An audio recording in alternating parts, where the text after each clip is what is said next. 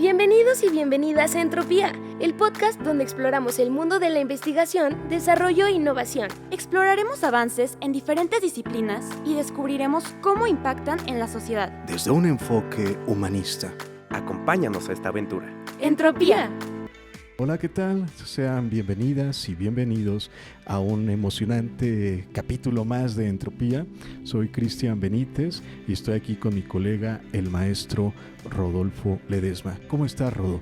Hola, Cris, buena tarde, muy bien. Un gusto estar con ustedes en la emisión número 32 del programa Entropía de la Vicerrectoría de Investigación, hoy con un nuevo y muy especial invitado. ¿Nos puedes presentar, por favor? Claro, está con nosotros el día de hoy el doctor Yaskin Coronado. Él es investigador en el Departamento de Ingeniería de aquí de la Vicerrectoría de Investigación. Tiene escasos 3 meses aquí en la universidad.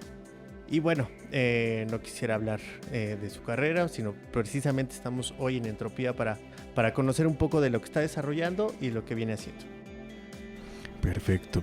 Bueno, pues para empezar, doctor Yaskin, es un honor tenerlo en esta emisión y precisamente el tema de inteligencia artificial es un tema que está escuchándose y viéndose en todas partes, y en la Vicerrectoría de Investigación pues tenemos el honor, ¿no?, y el gusto de que usted sea un integrante precisamente especialista en inteligencia artificial. Y en ese sentido sí nos gustaría pues que nos pudiera apoyar con un concepto de manera sencilla, que nos pudiera explicar qué es esto de la inteligencia artificial. Sí, primero que nada agradecer al auditorio, agradecer a todos nuestros escuchas, porque al final de cuentas pues es un honor estar en el programa de Entropía, y pues quisiera agradecer también a la Vicerrectoría por esta invitación.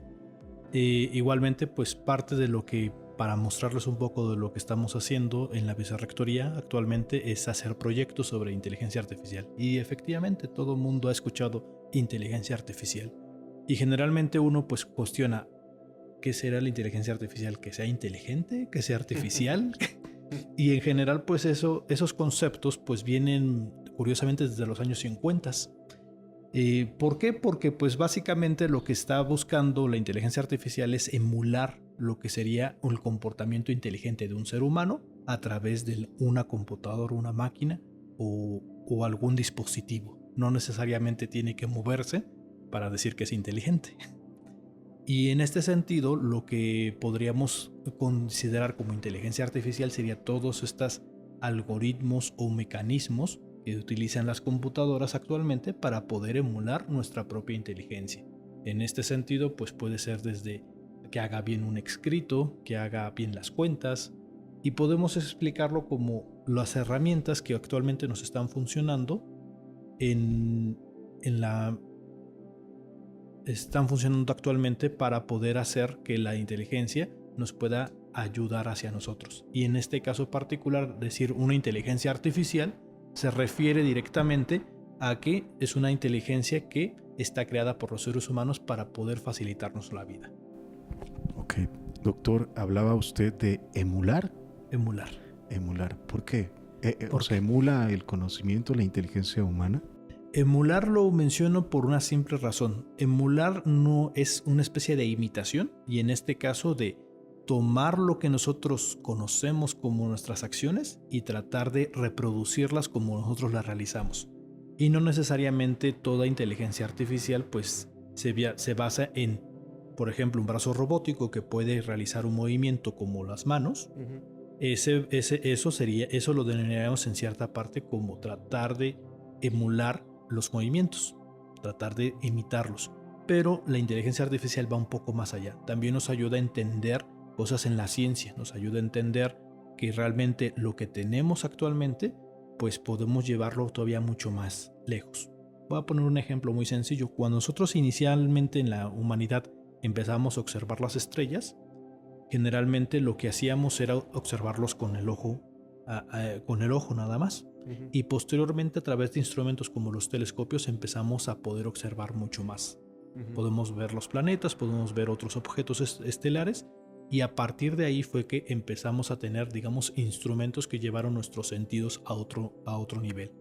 Y lo mismo está sucediendo actualmente con la inteligencia artificial. Tenemos una herramienta que nos está llevando a encontrar y descubrir nuevas formas.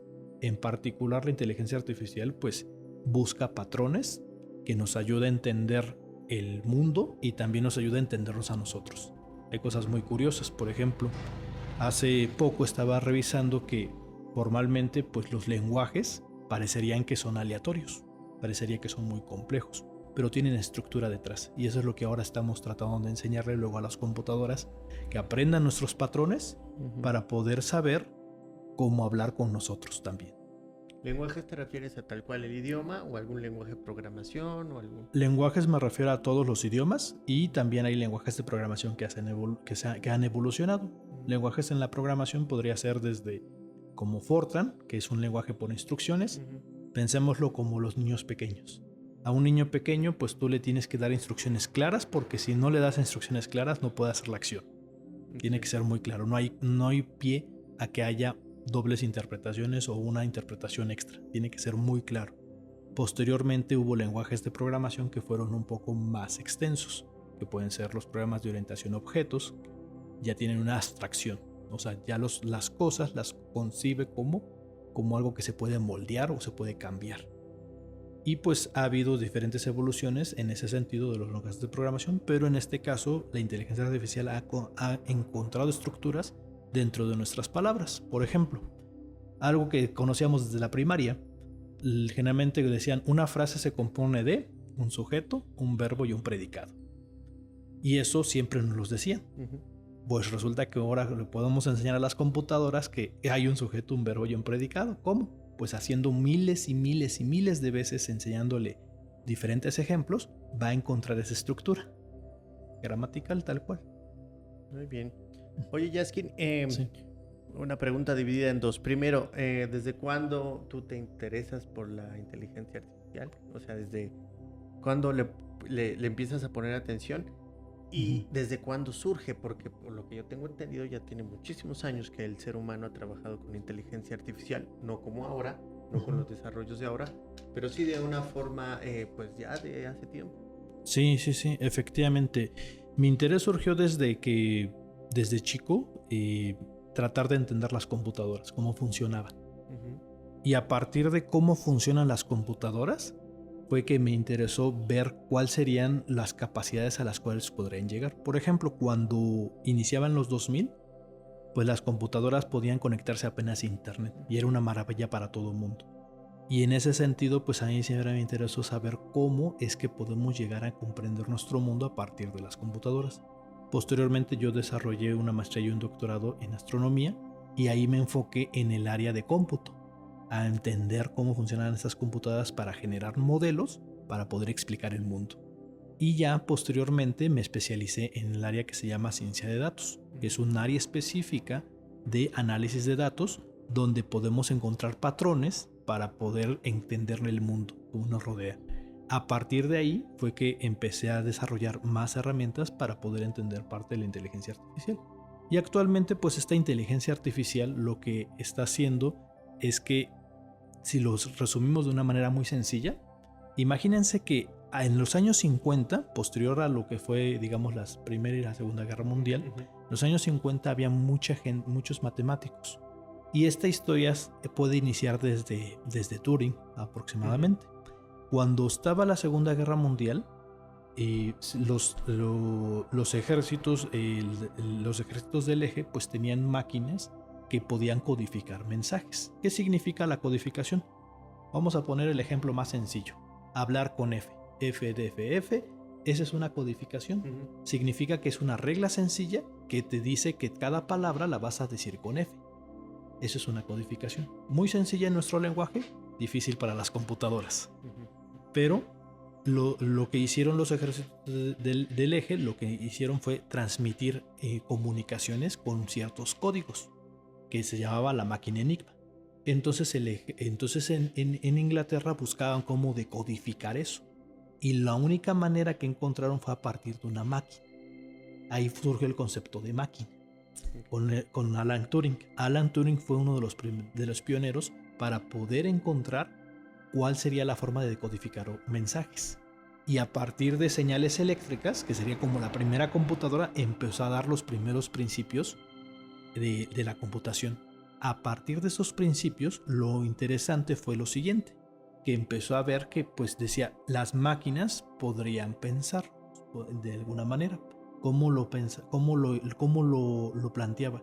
Y es algo que nosotros conocemos actualmente como la prueba de Turing. La prueba de Turing es aquella máquina o computadora que pueda mimetizar lo que conocemos como un humano en una entrevista. Por ejemplo, si nosotros escribimos un texto y hablamos con un ser, con una computadora, y no podemos distinguir entre las respuestas que da la computadora y un ser humano, entonces ha pasado la prueba de Turing. Eso lo que estaría indicando es que la persona no puede distinguir entre si es un humano o es una máquina. Esa prueba hoy en día es obsoleta. ¿Por qué? Y van a preguntar, bueno, pero ¿por qué si todo el mundo dice que si la prueba de Turing ya la pasaron hace mucho en ese concepto, en esa parte conceptual? Ustedes le preguntan al ChatGPT, que es una de las inteligencias artificiales que todo el mundo está ocupando, y pues parece que es un humano, pero realmente no lo es. Entonces, ¿por qué ha pasado esa prueba? Pasó a una prueba distinta que se llama la prueba del cuarto chino. Y dirán, ¿cuál es la prueba del cuarto chino? Sí, la prueba del cuarto chino. Es una prueba que es como la prueba de Turing modernizada. Imagínense que ustedes quieren entrar en una computadora. Entrenar. Quieren entrenarla para que traduzca de español a chino. Okay.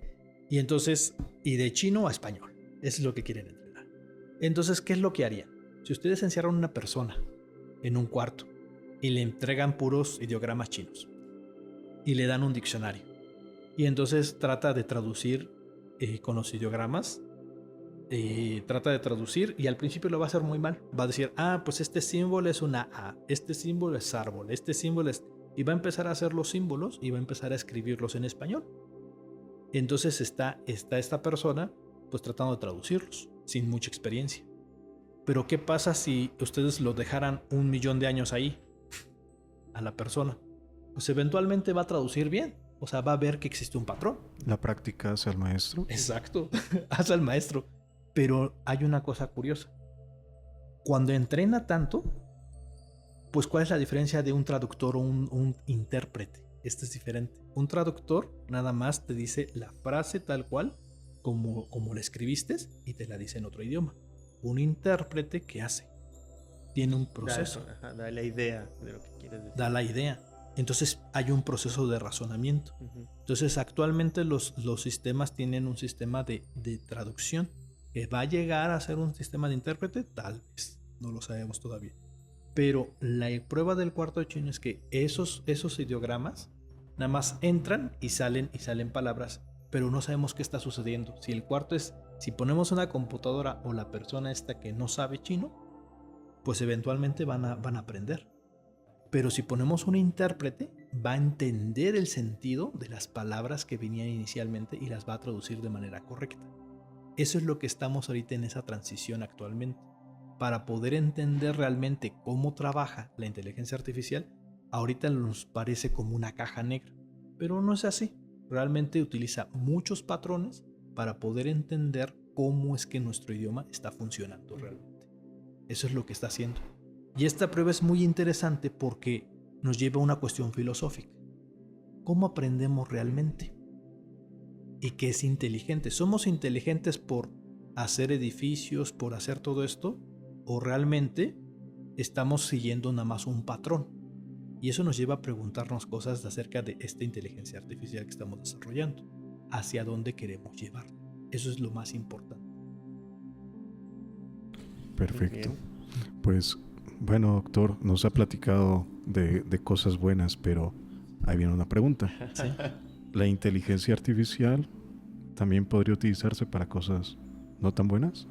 Sí, efectivamente. De hecho, es uno de los retos difíciles, retos éticos que ha tenido varios investigadores en Estados Unidos y parte de lo que tendríamos en muchos de los centros de investigación en biología. Por ejemplo, uno desearía que las computadoras nos ayudaran a generar todos los fármacos del mundo. Ujú. ¿Están de acuerdo? Claro. Y podríamos estudiar todos los virus y los fármacos y que fueran los mejores del mundo. Y actualmente, como son muchas combinaciones, no las podemos hacer físicamente nosotros, entonces tenemos que modelarlas y diseñarlas en la computadora. Entonces un grupo de investigadores lo que realizó es hacer este diseño de fármacos y empezaron a decir, pues diseñamos todos los fármacos, tenemos el objetivo de que puedan ayudarnos a tener una mejor salud. ¿Y qué creen? Que pues como es una computadora, pues nada más le tienen que poner el objetivo de que tenga salud es 1. Pero si le ponen el objetivo de no tener salud y le ponen como objetivo -1, pues va a ser fármacos que nos puedan dañar. Y la gente se preguntó si fue cierto, o sea, si realmente ellos estaban preocupados porque dijeron, no, nuestro sistema funciona perfectamente, ya lo entrenamos, funciona. Y resulta que empezaron a decirle, oye, pero si le pones el -1 o lo entrenas para que encuentre drogas, por ejemplo, pues lo hace. Y lo hace también muy bien. Entonces es un problema ético bastante fuerte porque toda herramienta que utilicemos no tiene a priori una característica de ser buena o mala, sino más bien el objetivo al cual los vamos a entrenar va a decirte si son buenas o malas. Por eso es importante que todo el mundo sepa, al menos, de qué se trata la inteligencia artificial, porque tiene que entrar en la discusión global. ¿Por qué? Porque mientras más se discuta una idea, más ideas existen, más opiniones existen y más puntos de vista se pueden observar. Mientras se vean todos estos puntos de vista, vamos a poder entender mejor cuál va a ser la mejor decisión entre todos. Si nada más dejamos que nada más algunos tomen una decisión, nada más esos pocos que tomen la decisión van a poner los objetivos que ellos desean. Y por eso tenemos que hacer que la inteligencia artificial sea libre para todos y que todos tengan acceso. Esa es la idea principal. Por eso dirían, bueno, ¿y estas compañías cómo le hacen? Pues están en ese dilema actualmente. OpenAI, que es una de las compañías que más ha avanzado ahorita en inteligencia artificial, tiene ese dilema. Yo quiero hacerlo libre, pero a la vez privado. ¿Cómo? ¿Cómo lo haces? Porque en el momento en que tú lo sacas libre, pues efectivamente puede haber muchos problemas éticos. Pero como humanidad tenemos que empezar a lidiar con esto. Es como cuando se lidió con la bomba atómica. No se supo al principio qué hacer. Y sabíamos que era un problema tener estas armas nucleares. Tardaron varios años para hacer un tratado. ¿Y saben qué? Ese tratado tardó demasiado porque actualmente, pues, sabemos y no lo dicen, todo el mundo está radiado de alguna manera. Actualmente. Claro. Oye, Yaskin, yo te quiero preguntar. Sí. Pues también hay como leyendas urbanas, ¿no? Sí. Como la película de Yo Robot, que alguna vez la inteligencia nos va a conquistar. Así como la leyenda de que todas las escuelas eran un panteón, pues también dicen que una inteligencia artificial empezó a pensar por ella misma y que mejor la desconectaron. ¿Son ciertas? ¿Puede llegar a ser? ¿Tú conoces de alguna? ¿O simplemente son como rumores? Pues más que rumores, sí conozco algunas inteligencias artificiales, pero ninguna de ellas ha llegado a pensar por sí misma. Okay. ¿Qué es lo que pasa? Que como buscan patrones, pueden, y como les dije, emulan, no copian todo, emulan nuestra forma de ver las cosas, nuestra inteligencia.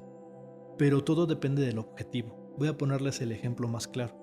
Cuando Facebook empezó a entrenar una de sus inteligencias artificiales para hacer hablar a las personas, digamos que tienes un chatbot de un lado y otro igual. Y empiezan a conversar y dicen, hola, ¿cómo estás? Y empiezan la conversación. Como el objetivo que tenían estas inteligencias artificiales era hacerlo lo más eficientemente posible, que llegaron a hacer. Oye, pero ¿por qué utilizamos palabras? O sea, esto es algo natural. ¿Por qué los seres humanos utilizamos palabras? Porque es nuestra manera a que la evolución nos ha llevado a empezar a entender el mundo, a transmitir esos conocimientos. Pero si fuéramos más eficientes en principio y pudiéramos manejar señales eléctricas, pues no tenemos que hablar, tendremos que utilizar señales eléctricas y lo que yo pienso en mi cerebro te lo transmitiría al tuyo. Y se acabó. Entonces los mismas computadoras empezaron a encontrar esa vía, que no necesitaban decir palabras. Tal vez códigos, unos y ceros, con otros códigos se comunicaban. Y eso es lo que sucedió en esta primera inteligencia artificial que vieron, que dijeron, la vamos a pagar. Y fue una leyenda, porque al final de cuentas dijeron, es que la vamos a pagar porque no sabemos qué está pasando. Y efectivamente. O sea, los chatbots estaban hablando entre sí Entre sí. con otro lenguaje. Sí, ellos diseñaron su propio lenguaje. Primero dijimos, hola, hola, ¿cómo estás? Sí. Y después, y después, y después, y así. Y se vieron y empezaron y lo interesante es que los ingenieros empezaron a ver que esos valores realmente significaban comunicación. Entonces, ¿por qué llegaron a esta conclusión? Porque estas inteligencias artificiales tienen un objetivo, ser más eficientes. Y ese es uno de los puntos importantes. Si nosotros dejamos que una inteligencia artificial defina los objetivos, o sea, todavía ninguna de estas va ahorita ni a ser un Android, ni vamos a tener el Terminator, ninguna de esas vamos a tener actualmente. Skynet. O el Skynet. No, ninguna de esas actualmente pueden funcionar así. ¿Por qué? Porque funcionan con nuestros propios datos, ¿sí? O sea, nosotros no, si la alimentas con datos humanos, pues va a aprender cosas humanas, así de simple. Y en ese sentido, pues todas estas aplicaciones, pues lo que pasa es que no estamos comprendiendo perfectamente qué está sucediendo detrás. Por eso las apagaron. No porque tuvieran el miedo de que conquistaran el mundo o estuvieran haciendo un plan malévolo, no. Realmente lo que pasó es que como no comprendíamos qué estaba sucediendo, pues mejor las apagaron, porque no supieron qué hacer con ellas. Y eso involucra que nosotros tenemos todavía un desconocimiento en estas herramientas para saber qué está sucediendo detrás. Lo que se hace en investigación es tratar de entender cómo funcionan estas herramientas para saber qué es lo que va a deducir a partir de lo que le estamos enseñando o a partir de lo que ponemos de objetivo. No son autónomas todavía, y eso sí se los quiero dejar claro, no es autonomía todo lo que tienen. Todavía están supeditadas a entrenamiento, a variables, a hiperparámetros, pero esta emulación es interesante. Ya parece que la prueba de Turing ya la pasaron, y la del cuarto chino quién sabe, porque no sabemos si eventualmente esas inteligencias comprenderán el lenguaje, que no es lo mismo que traducirlo. Comprenderlo significa que nada más tener una palabra y predecir la siguiente, pues lo podemos hacer. Los niños pequeños lo hacen. Tú le dices, mi mamá me, y todos van a decir mi mima. Pero eso es porque tenemos un patrón cultural dentro de nuestra cabeza. Y eso mismo pasa con las inteligencias artificiales. Entonces, actualmente lo que necesitamos definir son esos objetivos para que no nos pase esto que dicen la ciencia ficción. La ciencia ficción generalmente te dice, no, es que va a ser terrible. ¿Y por qué no pensamos que nos puede ayudar realmente para controlar el cambio climático, para poder encontrar soluciones en economía, para poder saber que el medio ambiente puede convivir junto con nosotros, para poder hacer exploración espacial? Para todo eso se está ocupando también. Y por eso mismo es importante que estemos informados de cuáles son los cambios realmente relevantes en nuestra vida. Ok, retomando, sí. Entonces podríamos decir que la inteligencia artificial es una herramienta. Sí. Entonces se puede utilizar para cosas buenas, pero también para cosas cuestionables. Finalmente sí. Es una herramienta. Me gustaría también hacer una nota a pie de página, porque normalmente el derecho es correctivo. No es preventivo. Es decir, se crea una norma a partir de algo que sucedió, algo negativo. Y ya después, para tratar de controlar ese acto, ese suceso, se crea el derecho. Entonces, sí hay una discusión en lo jurídico al respecto, por ejemplo, de derechos de autor, incluso cómo regular la propia inteligencia artificial.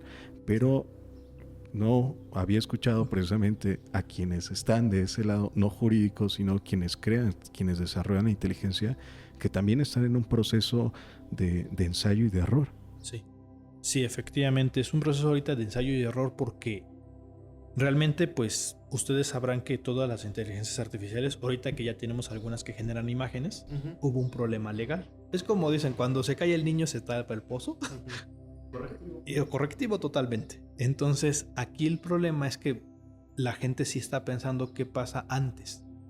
Y ha habido problemas muy fuertes, por ejemplo, cuando tienes imágenes, pues las entrenaron con imágenes en internet. Y muchas de esas tienen derechos de autor. Entonces, ¿las imágenes creadas por inteligencia artificial? No, el modelo de entrenamiento primero entrena con imágenes. Exactamente, con derecho de autor. Con derecho de autor, algunas. Entonces, Por ejemplo, haz de cuenta que tú eres un artista gráfico y yo tengo un cierto estilo de imágenes. Ese estilo, si lo entrenaron ahí, puede copiar mi estilo. Entonces puede hacer las imágenes igual que yo. Y ahí está el problema. Yo como artista plástico, ¿cómo voy a reclamar esos derechos? Si ya lo dices, no, es que aquí ya no es que te está copiando a ti, y efectivamente. Las inteligencias artificiales generativas son diferentes. Esas no copian, esas generan. Pero como son los datos de entrenamiento, entonces se va a parecer mucho a lo que sería una versión de lo que tú dirías o de lo que tú harías. O sea, una emulación, creo que Exacto. Emula lo que tú harías. Pero lo interesante es lo siguiente. Entonces, ¿qué? ¿Hay que quitar de los datos de entrenamiento esa base de datos que ya lo entrené? ¿Puedo regresar el tiempo? No. ¿Puedo quitar tal vez los derechos? Sí. ¿Tengo que reentrenar? Probablemente. Pero aquí viene la cosa. ¿Cómo vamos a regular este tipo de cosas cuando sean cosas más graves? Hay un caso muy simple. Y esto se los dejo al derecho y a la filosofía. Y a ustedes, público conocido. Hay un caso muy, muy, muy sencillo. Cuando un auto autónomo atropella a una persona, ¿de quién es la culpa? ¿Del auto? ¿De la persona? ¿Del que iba cruzando? ¿Del ambiente? ¿Del que programó? ¿Del que implementó en el auto? ¿De la compañía? ¿De quién es la culpa? Abogado, por favor. Habría que estudiar el caso y determinar en dónde estuvo la falla, ¿no? ¿Dónde estaba la falla? Pero no nada más eso. La falla viene desde el entrenamiento, Y entonces mucha gente la comunidad de inteligencia artificial tomó dos decisiones. No nos importa quién haya sido. La culpa es del auto, porque no se entrenó adecuadamente, pero eso involucraría que quien no lo entrenó somos humanos nosotros, o no tuvo suficientes datos. Pero es algo curioso. Nosotros sí nos dan... Sí, es como decir que no tuvimos suficiente conocimiento para ejecutar una acción. Eso nos involucra a que tengamos cárcel. Y eso contradice en el derecho. El desconocimiento de una ley no te exime de ella. De su cumplimiento. De su cumplimiento. Entonces, tendría que tener leyes, la misma inteligencia artificial, previas para poder no eximirse de ellas. Se llaman eso lagunas jurídicas. Sí, en verdad, no hay nada todavía que regular porque precisamente es correctivo. ¿No? O sea, lo mejor sería en un escenario idealista, preventivo, ¿no? Poder prever las consecuencias, legislar antes de que suceda. Pero en México y en todo el mundo la tendencia sí es correctiva. Y me llama mucho la atención. Por ejemplo, hace un ejercicio Velázquez, el pintor Velázquez, ya de hace varios siglos. Si uno en la pintura, para el público que seguramente conoce bien la obra, Velázquez logró jugar con las sombras. Es decir, ¿no? La luz, si nos ponemos de una ventana, habrá una parte del rostro iluminada y otra no. Y eso es muy difícil en la pintura como tal, lograrlo. Velázquez fue parte de su estilo. Y si uno le pide a la inteligencia artificial, dibuja un personaje como Rodo, así, con estilo Velázquez. Es curioso, hay un acercamiento, sí lo hace. Sí. Pero Botero, que falleció hace unos cuantos años, señala la inteligencia artificial que no puede por derechos de autor, que puede emular los estilos de 1912 hacia atrás. Es muy curioso, es una respuesta que nos dio apenas en unos ejercicios en clase, es decir, precisamente para respetar también los propios derechos de autor. Sí, de hecho, hay algo importante a mencionar. Todo lo que se entrena en inteligencia artificial, así como lo decimos en la leyenda urbana, lo que está en internet no se borra nunca. Igualmente, lo que está en internet puede ser susceptible a ser entrenado. Y en ese sentido es difícil de poder tener una regulación sobre el internet. Sabemos que actualmente el internet no está siendo regulado en ningún sentido, y no vengo a decir que lo regulen, más bien a que tengamos ciertas formas para poder autorregularnos nosotros mismos. Investigador lasallista está a favor de que regulen el internet. No, por favor, no. Vas a estar en todos los encabezados así. No, regulen el internet, no, de hecho el internet como tal tiene ciertas reglas, inclusive entre programadores hay reglas para poder hacer, y del hacking también hay hacking ético, o sea, dónde encontrar vulnerabilidades. Entonces, en ese sentido, la inteligencia artificial pues también te ayuda mucho. te ayuda a muchas cosas. Y yo creo que en este caso, pues pueden pensarlo de la siguiente forma. Si la inteligencia artificial estuviera en la época donde nosotros estudiábamos, era como, había una enciclopedia hace muchos años, que los más antiguos han de encontrar como la Enciclopedia Británica. Los que siguieron posteriormente la Enciclopedia en carta, que duró muy poco, y posteriormente el Internet. Y la inteligencia artificial es como una especie de enciclopedia que nos puede llevar a acceder a nuevos conocimientos y entender realmente cómo está funcionando el mundo actualmente. O sea, nos ayuda a tener mejores conocimientos. Y hoy una cosa, efectivamente no hay legislación, pero en Europa sí tienen legislación para hacer entrar el ChatGPT. Se tardan unos 2 o 3 meses para que algunos de los algoritmos los puedan reentrenar para que no tenga sesgos raciales o de otro tipo, porque hay sesgos culturales, dependiendo las características, hay sesgos culturales en la misma inteligencia artificial. Ok, pues en ese sentido, por ejemplo, a diferencia de estudiantes, en la inteligencia artificial la retroalimentación se la llegan a tomar muy en serio, ¿no? Es decir, se trata de corregir. ¿Está familiarizado, doctor, con este término de alucinaciones en la inteligencia artificial? Sí. Sí, ¿nos podría platicar un poquito? Sí. Miren, se los voy a resumir muy rápido. En la inteligencia artificial hay 3 áreas. Bueno, hay varias áreas diferentes, desde visión por computadora, está los algoritmos de Machine Learning o aprendizaje automatizado, está el Deep Learning, que es una subrama del Machine Learning, que sería el aprendizaje profundo. Y dentro de estos, que son el aprendizaje profundo, son redes de neuronas o como emulaciones de nuestro cerebro que pueden permitir hacer patrones complejos. Y dentro de esas redes hay una que se llama redes generativas, que lo que nos permite es, a partir de una señal o de una imagen, ponerle mucho ruido y tratar de reconstruirla. Básicamente es imagínense que nosotros tomamos una pintura, una fotografía y la rayamos. Y ya entonces lo que queremos hacer es digitalmente quitarle los rayones. Vamos a suponer. Yo sé cuál es el resultado final entonces lo que le hago a la inteligencia artificial es aprende a hacer de lo que tiene con rayones, aprende a sacar el valor original. Y esas mismas inteligencias artificiales se llaman redes generativas, que generan nuevos datos a partir de poner un ruido. Si alguna vez ustedes han utilizado alguna de estas redes generativas, en imágenes han visto que primero la imagen está toda como con muchos puntitos, toda ruidosa. Y después empieza a generarse la imagen y se ve ya clara. Bueno, esas redes generativas lo que utilizan es estas ideas de cómo pasar de algo que está aleatorio a algo que está ordenado. Y lo curioso con esto es que lo que se puede hacer es que al final podemos generar nuevos textos, generar nuevas imágenes o generar videos. En eso está basado principalmente estas nuevas inteligencias artificiales. Y lo que estamos utilizando con ello es tratar de entender cómo vamos a trabajarlas, cómo vamos a hacer que estas inteligencias artificiales nos puedan ayudar. Para la pregunta que decías, pues efectivamente una inteligencia artificial que es generativa, lo que nos va a decir es un nuevo resultado, pero como combinaciones de cosas. Vamos a poner un ejemplo muy absurdo, pero que puede ser ilustrativo. ¿Ustedes alguna vez qué pasaría si yo combino un gato y un perro? Pues sería un gato y un perro, ¿no? Había una serie hace muchos años, una caricatura que se llama... Para los jóvenes de nuestros tiempos, sí, el perro y el gato, ¿no? Había chavos de los 90s. De los 90s había una serie que se llama Cat Dog. Bueno, pues resulta que la inteligencia artificial sí puede hacer un Cat Dog y entender el Cat Dog como un ser. ¿Por qué? Porque cada elemento gato lo encuentra en una región del espacio y elemento perro en otra. Y lo interesante es que las redes generativas pueden encontrar elementos intersectando esos conceptos. Cosa que a nosotros tal vez no se nos ocurre.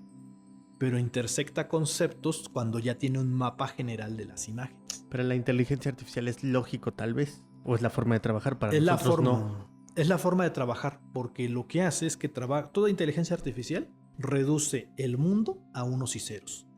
Y de esa reducción lo trabaja en un plano. Imagínense en un plano grande. Y en ese plano, por ejemplo, las imágenes las coloca en un punto, otras imágenes en otro.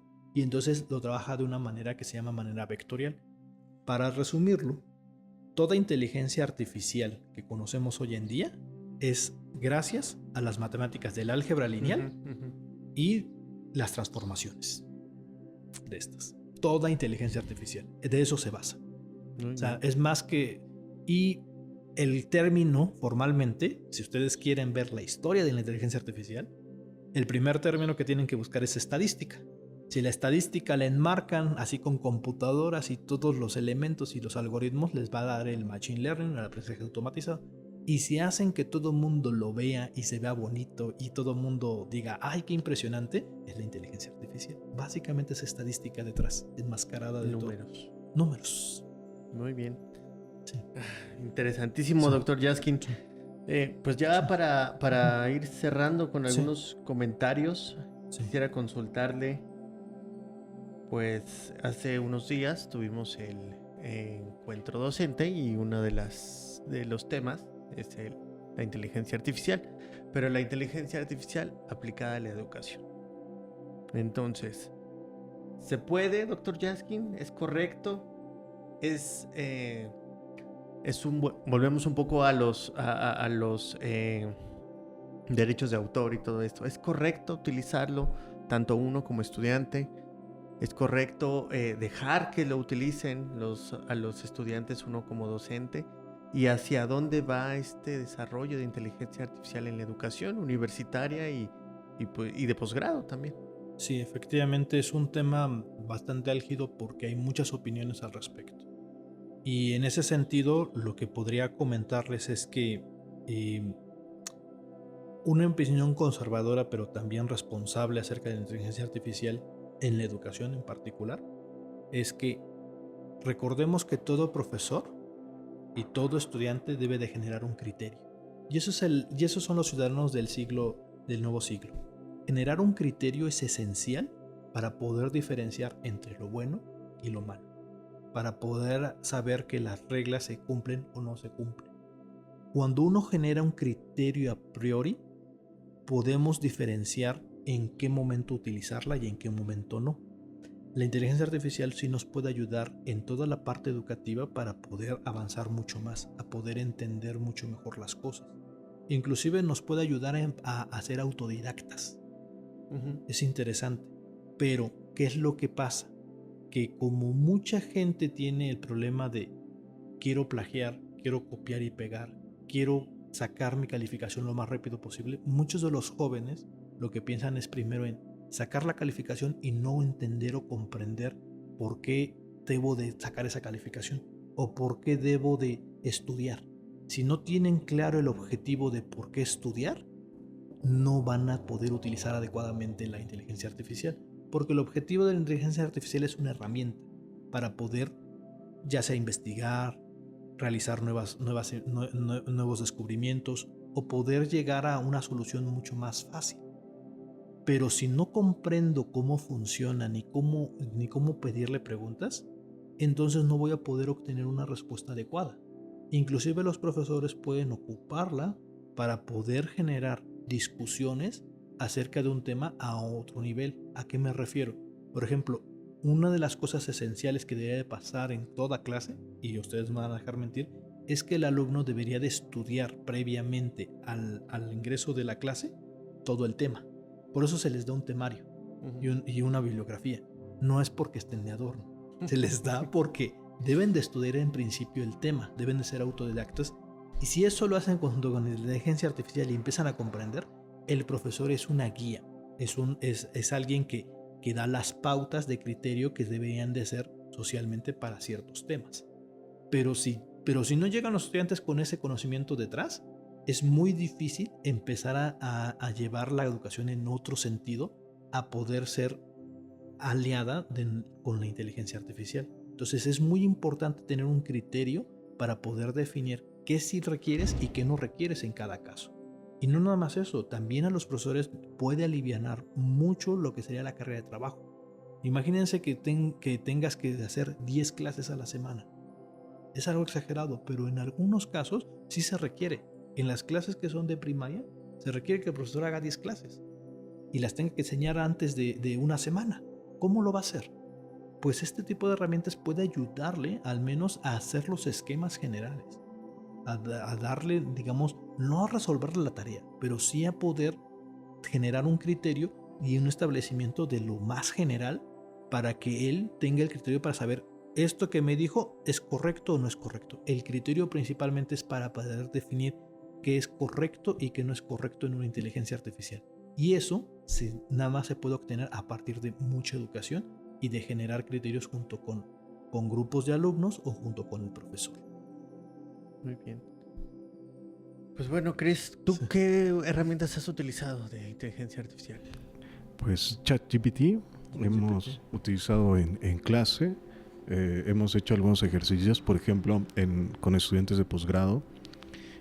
Hemos alimentado este famoso prompt, ¿no? Que creo que se nos queda ese tema también para otro programa, ¿no? Cómo solicitar, cómo pedir correctamente información.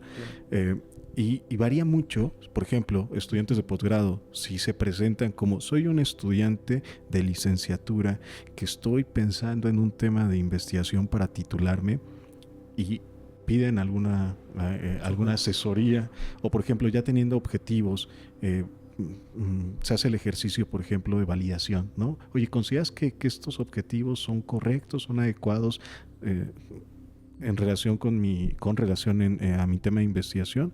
Y entonces ya empieza a dar algunas recomendaciones de la inteligencia.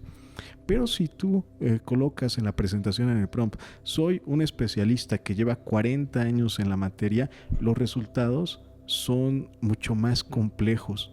Entonces, en la forma, precisamente también en cómo se presenta aquel que solicita información, también el nivel de información que se obtiene podrá variar. Sí, es muy distinto. De hecho, este tipo de inteligencias artificiales tardaron unos meses en saber cómo funcionar. ChatGPT no sabíamos cómo funcionaba realmente hasta que salió un artículo donde dilucidaban lo siguiente. ¿Qué hace? Tienes un bloque de información, tienes toda la información del mundo y entonces se llaman sistemas expertos. Entonces, al final de cuentas, hay un bloque de información que es experto en una cierta área, por ejemplo, el derecho. Y entonces, en vez de buscar de manera general en todas las áreas, por ejemplo, si tú le pides un concepto general, lo va a buscar en todas las áreas. Pero si le das un contexto, ¿qué significa? Que le digas dónde buscar. En vez de buscar en todos los cajones, busca en el cajón de derecho. Y en ese vas a buscar en el de especialista. Y en ese de especialista vas a buscar los últimos hallazgos. Y sobre eso es donde yo quiero que empieces a generar datos sobre todo lo que tienes en ese cajoncito. Entonces, de esa forma es como ChatGPT, si le das contexto, puede generar mejores respuestas.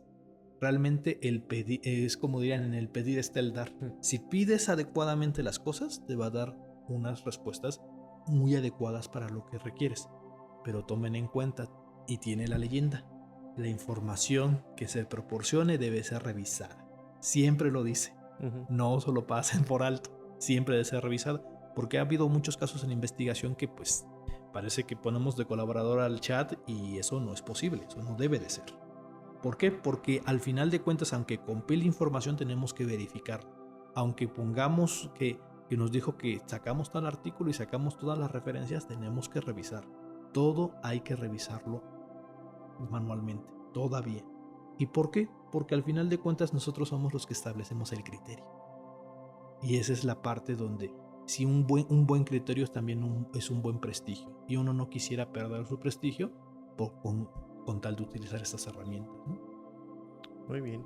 Oye, Yaskin, ya para finalizar también recomiéndanos algunas herramientas de inteligencia artificial que tú utilices comúnmente, que crees que puedan ayudar a nosotros, al público que nos está viendo. Pues hay bastantes. De hecho, yo sé que pues hay de opciones gratuitas y opciones de paga. De todo hay. Y pues si tienen, digamos, bastante conocimiento, pues pueden desarrollar sus propias herramientas.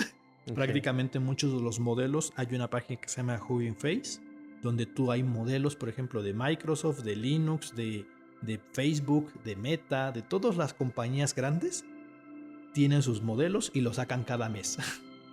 Imagínense, cada mes los modelos ya están entrenados y los sacan para que los utilices. Eso está en Hugging Face. Donde quieran un modelo de entrenamiento, ahí pueden ocuparlos. los que no tienen esta parte especializada, pero quieren un modelo para poder hacer investigación. Pues hay varias páginas que pueden ser Consensus, puede ser Research Rabbit o puede ser Elicit, que son páginas que nos permiten hacer evaluación sobre textos, de tal manera que consigamos textos académicos, y es puro texto académico para poder hacerlo. Si utilizan ChatGPT, ya tiene opción de los ChatGPTs, que son pequeñas inteligencias artificiales, pero ya especificadas para investigación científica. Pueden buscar en esos y hay una de investigación científica exclusivamente. Y si les interesa otro tipo de herramientas, pues pueden utilizar, digamos, las diferentes plataformas, ya sea para audio, para video o para multimedia. ¿Por qué? Porque dependiendo de las características de lo que ustedes estén buscando, puede ser que les acomode una herramienta respecto a otra. Y es interesante porque como actualmente todavía no está siendo regulado totalmente, lo que está pasando es que todo el mundo está tratando de desarrollar cosas. Eso es interesante. Cuando una cosa no está regulada, todo el mundo intenta entrar en el barco. Y cuando lo regulan, pues ya nadie quiere entrar en el barco porque tiene que pagar impuestos. Entonces, ahorita aprovechen para poder entrar y para poder comprender cómo desarrollar nuevas herramientas que les sirvan a todos y en general para el bien de la humanidad. Siempre busquen ese objetivo. Y no es fácil, porque si ustedes preguntaban, ¿y cómo podemos evitar que haga un Terminator en el futuro? Pues nada más díganme, ¿cómo sabemos la humanidad cuál va a ser el objetivo para que sea una mejor vida? Si nos ponemos todos de acuerdo, los 8,000 millones de humanos nos pusiéramos de acuerdo, pues sería fácil, ¿no? Pero ni siquiera eso podemos, ¿no? Sí, claro. Muy bien. Pues muy bien, Chris, ya ahí tienes ya todo un abanico para que desarrolles tu inteligencia artificial. Sí, Rodo. Y bueno, pues muchísimas gracias, doctor, por este espacio que nos ha brindado en el programa de Entropía. Queremos invitarles a que se suscriban al canal de La Salle México, pero también nos busquen en Facebook. Como investigación, La Salle Investigación MX.